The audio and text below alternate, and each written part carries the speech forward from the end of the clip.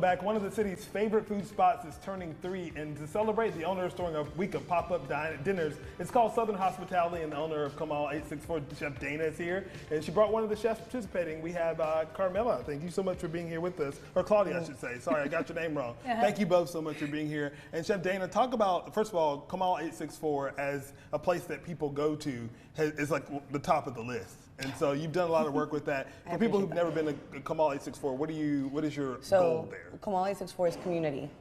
We make incredible food. We believe in ourselves and we believe in each other.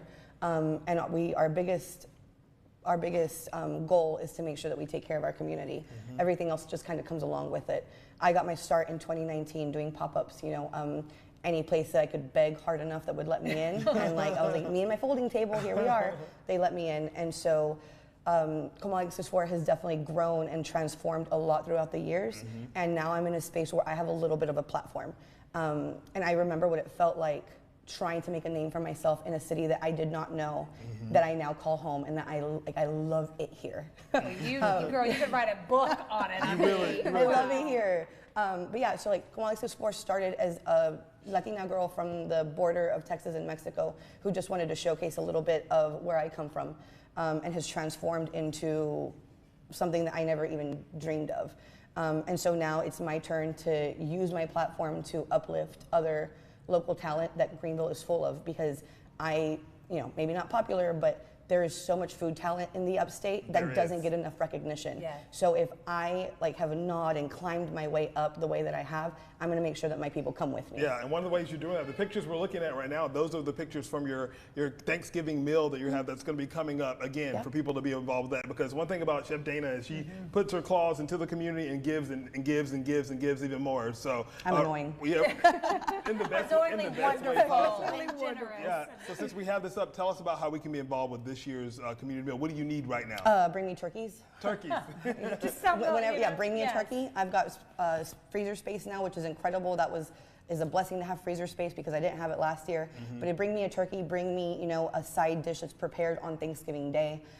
Bring your hands. If you have a little bit of time to volunteer, come and help me sort out donations because we have mounds and mounds and mounds. I always say this, people in Greenville want to help. It's just a way, how do we concentrate the desire to help and we actually do something that comes to fruition?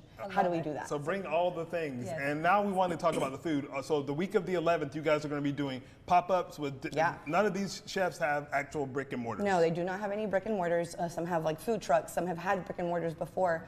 Some of them do some really important work here in Greenville, especially at Project Host. But there's familiar faces, unfamiliar faces, familiar menus, unfamiliar menus.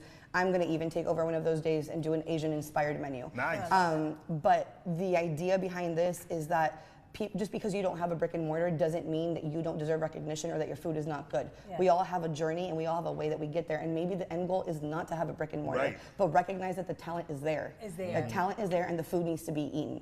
The people that are going to be participating in our week-long celebrations, dinner series, they come from a variety of backgrounds. They come from different countries. They come from different culinary expertise. Their backgrounds are different, and it's not all the same, and that's the point. Is that it doesn't exactly. The idea is that it's different.